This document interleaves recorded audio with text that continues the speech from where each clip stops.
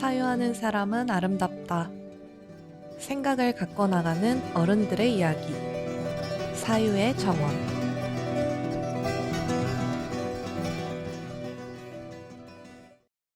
안녕하세요.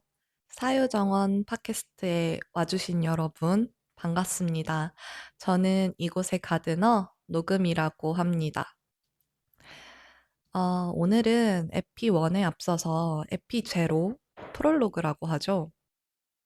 네, 트레일러 같은 에피소드를 녹음하고 있는데요. 어, 그래서 오늘은 조금은 편한 상태로 이야기를 나누어 볼까 하는데, 제가 좀 생각보다 긴장이 되네요. 음, 지금 안녕하세요 인사만 5번을 했어요. 그래서 이게 말만 편하게 한다는 거지, 실제로 그렇지 않구나. 네, 라는 거를 새삼 체감을 하고 있고요. 첫인상이 중요하다 보니까 그런 것 같아요. 저는 그래서 그런 의미에서 또 먼저 이 팟캐스트의 첫 화를 누르신 분들이 궁금한데요. 어떻게 오시게 되셨을지 궁금한 것 같아요. 왜냐면 제가 그래도 나름 레퍼런스를 찾는다고 한 요 며칠 동안 많이 봤어요. 팟빵, 뭐, 스포티파이, 뭐, 여기저기에서 많이 봤는데, 이 하나의 팟캐스트를 누르기까지, 선택하기까지의 그 시간이 또 있고, 되게 신중하게 하나씩 들으려고 하더라고요. 저 같은 경우는. 그래서 이런 기적 같은 확률로 만나게 되어서 참 반갑습니다. 보통 저는 팟캐스트를 고를 때, 주제도 주제인데, 제목과 로고를 보고 고르게 되는 것 같아요. 그 표지랑 제목만 봐도 대충 이 채널의 분위기가 유추가 되잖아요. 실제로 들어가면 그 상상했던 결이 나오는 것 같아요. 그런 의미에서 저의 팟캐스트도 겉과 속이 비슷했으면 좋겠는데요. 네. 여러분이 보시기에는 어떤가요? 그 겉과 속이 조금 비슷한 느낌이 있나요? 근데 이게 뭐 아직 영화라서 아직 잘 모르시겠죠.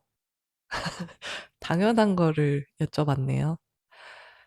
제가 비슷하게끔 잘 만들어 가보도록 하겠습니다. 제 소개는 아까 한 것처럼 저는 녹음이라는 별명이 있습니다. 제가 만든 별명인데요. 약간 호 같은 거라고 생각하시면 돼요. 왜 다산 정약용 선생님 아시죠? 그것처럼 녹음 김예린 선생. 아, 선생은 아니죠. 네. 그런 것처럼 이해를 해주시면 좋을 것 같고, 사실 이 이름은요, 현재는 이제 제가 자연스럽게 예술가명으로 또 같이 쓰고 있는데, 시초는 댄서 네임이었어요. 제가 유명한 댄서는 아니지만 춤도 추고 있는데요. 원래는 대학생 때 영어로 된 이제 댄서 네임이 있었어요. 근데 어느 순간 한글 닉네임이 좋아 보이더라고요. 뭐 배틀이나 세션 같은 데 나가면 꼭 두 글자로 된 한글 이름을, 그러니까 한글 닉네임을 쓰시는 분들이 계세요. 근데 그 이름들이 좀 되게 부르기도 편하고 정감도 가고 또 잘 외워지기도 하더라고요. 그래서 아, 기존의 이름은 이제 내려놓고 두 글자로 바꿔야겠다 이런 생각을 했어요. 그때 나온 이름이 바로 녹음이었습니다. 되게 다양한 후보군이 있었는데 그 당시에 활동하던 팀 옥트 멤버들이 녹음이 좋다고 해주었어요. 왜냐면 제가 여름 그리고 나무를 좋아하는데요. 그런 푸릇한 느낌의 인상을 주고 싶었는데 이제 저를 만나는 분들 그리고 저의 춤을 보는 분들이 나무 같다고 또 많이 얘기를 해주시고 또 한 멤버는 되게 초록숲 같다고도 해 줬었어요. 그래서 "어 그래 좋아. 나랑 매치가 잘 되는 이름으로 지어 보자."라고 해서 녹음이라는 이름을 짓게 되었고, 이후 이제 예술가로 활동을 해 나가게 되면서 한자를 좀 바꿨어요. 이 녹음에서 음이 원래는 그늘 음자를 쓰거든요. 근데 이제 저는 소리음이라고 변경을 하게 되었습니다. 그래서 해석하면 풀을 녹의 소리음, 그러니까 푸른 소리를 내는 사람이라는 뜻입니다. 여기서 참 신기한 게 뭐냐면요. 제가 아까 영어로 된 기존의 이름이 있었다고 말씀을 드렸잖아요. 그 과거의 이름 조금 부끄럽지만 그때 제 이름이 링케이였습니다. 여기서 링이 올리다라는 뜻의 영어 링이었거든요. 그때 이제 이름을 지으면서 제가 넣었던 의미가 뭐였냐면, 어 '나는 이제 내 춤으로 세상을 울리겠다.' 뭐 이런 대단한 포부가 있었습니다. 이제 그 이름 안에 이제 춤도 춤인데 조금 어떤 파장? 그러니까 어 뭔가 에너지를 전하고 싶은 그런 게 있었던 것 같아요. 그리고 현재 이름도 소리를 낸다는 이 의미가 들어가게 되었는데, 어 제가 아까 말씀드린 것처럼 예술 활동을 하고 있는데 다원 예술 분야에서 활동하고 있어요. 근데 이제 그때 제가 목소리 그리고 텍스트, 움직임을 가지고 실험을 하고 있고, 또 공연을 만들거나 전시 퍼포먼스를 하거나 그런 식으로 활동을 하고 있어요. 그렇다 보니까 이제 시간이 지나면서 어떤 메시지나 이야기, 그리고 어떤 감각이나 에너지를 전하고 싶다, 공명하고 싶다, 자연스럽게 퍼뜨리고 싶다, 이런 생각이 있었거든요.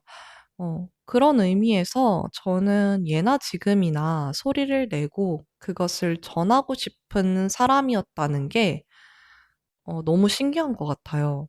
이제 이거는 최근에 발견한 거였었는데 의도하고 지은 게 아니었다 보니까 20 대의 나 그리고 30 대의 나는 '그 점이 변하지 않았구나.'라고 느꼈던 지점이었습니다.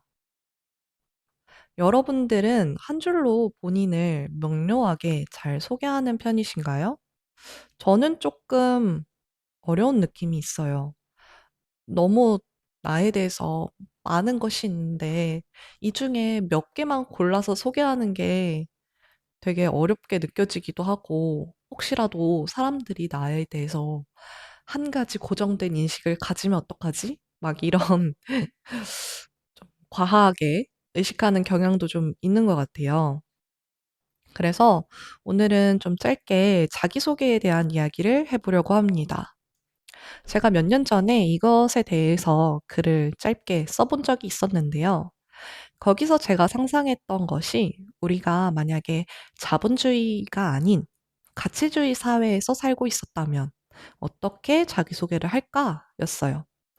보통 한국 사회에서 사람들은 이제 "안녕하세요. 저는 땡땡년생이고 직업은 뭐입니다." 라고 많이들 말씀을 하시잖아요.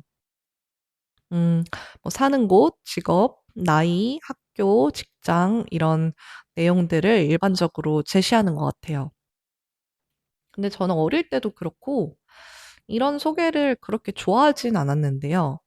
이제 그런 정보들을 먼저 이야기를 하고 나를 소개하게 되면 그 사람을 알기 전에 하나의 이미지 같은 게 생기더라고요. 사회가 만든 편견? '이 사람은 대충 이럴 것이다.' 하는 어떤 이미지 있잖아요. 그런 의미에서 저는 특히 나이 아는 것을 별로 좋아하지 않았어요. 현재도 그렇게 뭐 궁금하지 않은 것 같아요. 어쨌든 제가 이 주제로 글을 썼을 때 우리가 이렇게 소개하는 이유를 자본주의 사회에서 한번 찾아보았습니다. 저는 자본주의 사회에 깊이 녹아있는 무의식 중 하나에는 개인이 돈의 흐름 중 어느 부분에 위치하는지 파악하는 것도 있을 것 같아요. 그런데 만약에 우리가 가치주의 사회에 살고 있었다면 어땠을까요? 자신의 가치관이나 이상향, 취미, 좋아하는 것, 그런 것들을 먼저 소개하지 않았을까요? 그래서 저는 사람들이 가치를 먼저 이야기를 하게 되면 어떨까 생각을 했어요. 왜냐면 직업이나 사는 곳은 그 사람의 일부에 속하기는 하지만 일시적인 면도 있잖아요. 변할 수도 있고요. 언제든. 반면 가치적인 것들은 잘 변하지 않아요. 음, 그렇다면 한동안 변하지 않고 오랫동안 나를 이루어왔던 가치가 정말 나를 소개하는 것이 아닐까? 그런 생각을 해보게 되었습니다. 그래서 오늘은 그런 상상을 현실로 저희가 그렇게 소개를 한번 해보려고 해요. 먼저 저의 삶에는 두 가지 슬로건이 있는데요.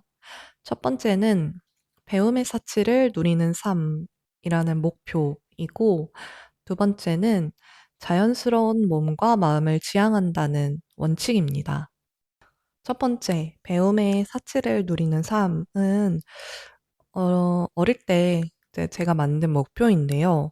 저는 언제나 배움에서 기쁨을 얻고 싶은 것 같아요.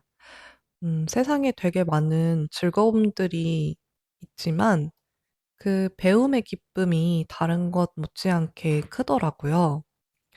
그런 의미에서 이제 제가 공자 선생님을 참 좋아하는데 특히 좋아하는 부분 중 하나가 그 공자님이 스스로 좀 겸손하셨는데 유일하게 겸손하지 않았던 부분이 호학이라고 해요. 그러니까 나만큼 배우기 좋아하는 사람은 없을 것이다 라고 말한 것이 참 좋아요. 저도 나이가 들어서도 그런 사람이 되고 싶거든요. 그래서 그걸 첫 번째로 꼽아 보았습니다.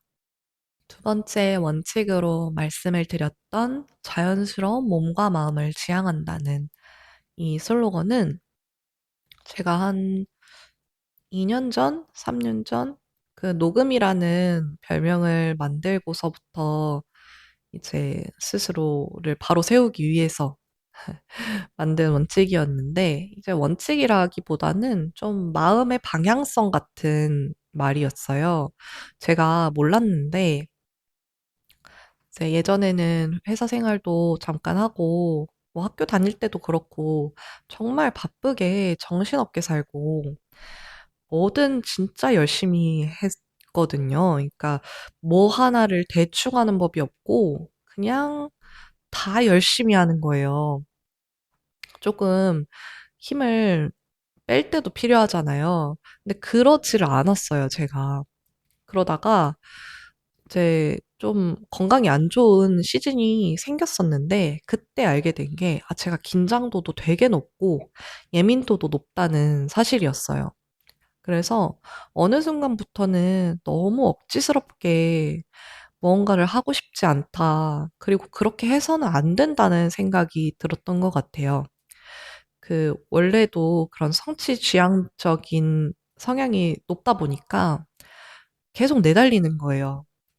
근데 이제 서른이 넘고 보니까 살다 보니까 될 일은 되고 또 안 될 일은 안 되더라고요.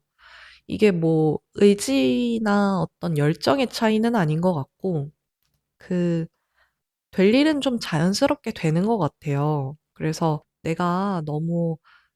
내가 아닌 누군가가 되려고는 하지 말자. 그냥 좀 자연스럽게 살아보자라고 생각을 했었고, 또 그런 걸 지향하다 보면 좀 스스로 어르고 달리기 쉬운 면도 있는 것 같아요. 어, 나를 돌볼 수 있는 말이라서요. 그래서 이제 두 가지 가치를 마음에 품고 살아가고 있는 사람입니다. 그 외로도 몇 가지 목표나 지향하는 면이 있는데요. 저는 언어의 세계가 넓고 깊은 사람이 되고 싶고, 진실한 사람, 그리고 예술을 익히면서 나의 것을 만들어가는 사람이 되고 싶습니다. 세상에 이제 자신을 표현하면서 사는 게 저에게는 되게 중요한 일인 것 같아요. 그래서 예술가로 활동을 하고 있겠죠? 그래서 저는 앞으로도 그렇게 표현하고 배우면서 좋은 사람들과 연결되어 살아가고 싶습니다. 네, 그래서 이렇게 저를 가치적으로 오늘은 한번 소개를 해보았는데요. 여러분들은 어떤 가치로 본인을 소개하고 싶으신가요? 혹은 그렇게 해오셨나요? 오늘의 에피소드를 들으신 분들은 댓글로라도 짧게 알려주시면 좋을 것 같아요. 저는 다른 분들이 어떤 마음으로 혹은 어떤 변치 않는 가치로 세상을 살아가는지 되게 궁금하거든요. 그래서 가능하시다면 저에게도 공유를 부탁드립니다. 그리고 앞으로 이 팟캐스트 사유의 정원은요, 다양한 사회현상, 문화, 예술, 철학 등을 자유롭게 이야기하는 곳이 될 것 같아요. 일단 제 기질 자체가 질문이나 의문을 많이 갖는 편이에요. 당연한 것에 이의를 제기하는 사람 있죠? 그게 바로 접니다.